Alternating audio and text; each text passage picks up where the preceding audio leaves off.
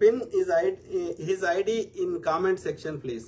Social Telangana అని పెట్టుకున్నాడు వాడు. ఒడవ మంది ఏందో మరి నాకు తెలియదు, కానీ పేరు అయితే వాడు ఒరిజినల్ పేరు పెట్టుకోరు. పాడుకోరు, ఏదో ఒక డమ్మి పేరు పెట్టుకుంటారు. అంటే దమ్ము లేదు, ధైర్యం లేదు, నిజం చెప్పి మాట్లాడే ధైర్యం లేదు ఆ చెత్త నా కొడుకులకి.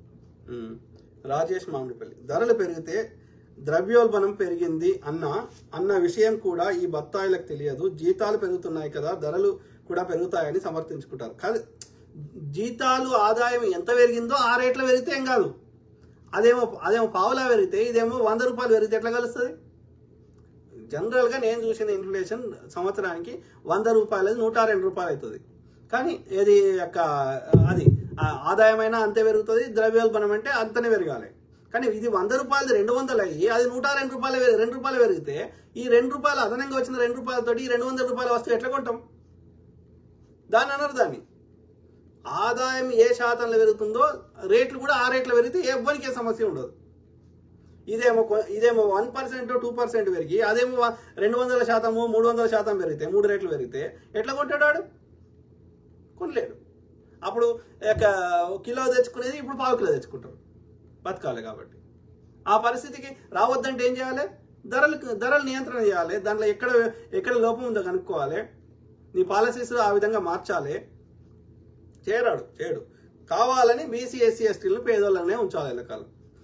అప్పుడే వీళ్ళు ఈ చిల్లరకి అమ్ముకుంటారు. సంపద మన అందరిది ఇలా దోసుకుపోయి వాళ్ళ దగ్గర పెట్టుకొని ఈ చిల్లర చూపెట్టి ఓటేయమంటాడు. లేకపోతే ఆ గంజి మెతుకులు కూడా తీసేస్తా అంటాడు. ఇక ఏం చెప్తారు? బతకాలి కాబట్టి ఆ గంజి మెతుకుల కోసం వీళ్ళు ఓటేస్తారు. ఇది వీని పాలసీ. ఆ నాటి నుంచి నేటి వరకు ఇదే పరిస్థితి. ఎందుకు చేసిండు? మన దగ్గర ఏం గతి లేకుండా చేస్తే ఆయనకి ఏ గతి లేదు కాబట్టి మగ్గం వేసిండు. ఆయనకి ఏం గతి లేదు కాబట్టి చెప్పులు కుట్టిండు. ఆయనకి ఏం గతి లేదు కాబట్టి అది కూడా చేయకపోతే బతకలేడు కాబట్టి చేసిండు. అంటే ఆ స్థాయికి తీసుకొస్తాడు నిన్ను. నీ దగ్గర ఒక్క రూపాయి లేకుండా పేదోని చేసేసి వాడు ఆ విధంగా నువ్వు వానికి బానిస అయిపోతావు. అది వానికి కుట్రా. మరి వాడు ఏం చేస్తాడు? మొత్తం తీసుకొని వాని దగ్గర దాచిపెట్టుకుంటాడు. వాని గుళ్ళనో, వాని ఇంకో దగ్గరనో, వాని మఠంలోనో పీఠంలోనో. రాజు కూడా కాలం మొక్కుతాడు. మీరు గమనించండి చరిత్రలో ఆనాటి నుంచి ఈనాటి వరకు.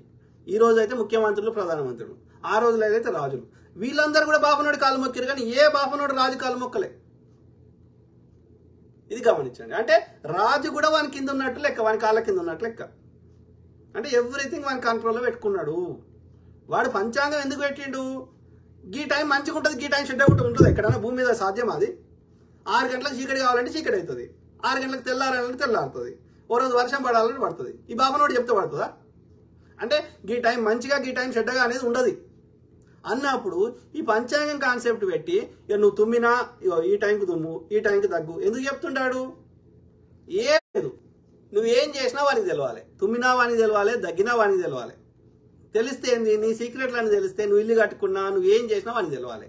నీకు ఉద్యోగం వచ్చినా, ఉద్యోగం పోయినా, ఇక నువ్వు ఇన్వెస్ట్మెంట్ చేసినా, నువ్వు ఏదైనా ఏం చేసినా వానికి తెలవాలి. తెలిస్తే ఏంది? నిన్ను కంట్రోల్ చేసుకుంటాడు. నీ దగ్గర ఏమైనా సంపద ఉంటే ఎట్లా దోసుకోవాలని ప్లాన్ చేస్తాడు. కాబట్టి నీ సీక్రెట్లు తెలుసుకోవడానికి పంచాంగం కాన్సెప్ట్ క్రియేట్ చేసిండు. అంతకుమించి ఏం లేదు. గీ టైం మంచిగా, గీ టైం చెడ్డగా ఉండనే ఉండదు. అది సాధ్యమే కాదు. Common sense. నేను చెప్తా, రాత్రులు మంచిగా చీకటి ఉంటుంది, రాత్రి మంచిది కాదు. పండుకోకు బాపనోడా. రాత్రి నా పంచాంగం ప్రకారం, నేను రాసుకున్న పంచాంగం ప్రకారం రాత్రి పూట మంచిది కాదు. ప్రతి రాత్రి పండుకోకు. ఏమవుతావు? రోగం వచ్చి పీక్తావు. నిద్రలేమితోటి నీ ఆరోగ్యం పాడై పీక్తావు. నేను చెప్తా పంచాంగం చెప్తాను. పొనుగుమాటి చంద్రకాంత్, అన్నా షర్ట్ సూపర్, బత్తాయిలకు నిద్ర ఉండదు. అదే బ్రదర్, మనము ఇప్పుడు నేను ఏమంటారు, మన ఏ మతం మారలేదు. ఓకే, ఇక మనకి ఏ సాంప్రదాయం వచ్చిందో అది పాటిస్తున్నాం. ఓకే, ఇలా కౌంటర్ చేయడానికైనా మనం చెప్తున్నాం. కానీ నేను మనకు తెలియనప్పుడు, చిన్నప్పుడు వాళ్ళు పెట్టిన ఈ బ్రాహ్మణ వ్యవస్థలో అందరి లెక్క మనం నమ్మినాం. కానీ ఒకసారి మనం సొంతంగా కూర్చుండి ఆలోచిస్తే రాకెట్ పంపిద్దాం, ఎక్కడికైనా పంపిద్దాం, ఎవరు లేరు, ఎక్కడ ఎవరు లేరు, ఏ జీవం లేదు ఏ గ్రహం మీద, భూమి మీద తప్ప. ఎక్కడున్నారు చెప్పు? ఇలా చెప్తున్నా, ఏ దేవుడైనా, ఈ దేవుడు కాదు, ఎవరు ఏ మతం పేరు చెప్పినా ఏడున్నారో చూపెట్టు. రాకెట్లు పంపిద్దాం, అన్ని పంపిద్దాం. ఎవ్వరు లేరు. ఒకవేళ ఎవరన్నా ఉంటే వాళ్ళు కూడా ఒకప్పుడు మనుషులే. ఓకే, వాళ్ళు ఎవరైనా మంచి పనులు చేస్తే వాళ్ళు దేవుళ్ళ మొక్కున్నారేమో, కానీ ఎవరు లేరు.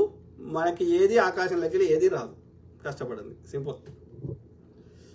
నీలా హరీష్, మన దగ్గర ఉన్న పిచ్చి ముండ క్రైస్తవులు, ఇస్లామిక్, జొరాస్ట్రియన్లు వీళ్ళ జాతి నుండి వచ్చిన వాళ్ళే ఆర్య బ్రాహ్మణులు, పేష్వాలు. పైన 3 మతాలను కాదని కల్పిత వైదిక మతం ఏర్పాటు చేశారు అని మన వాళ్ళకి తెలియదు. కరెక్ట్ బ్రదర్, తెలియదు.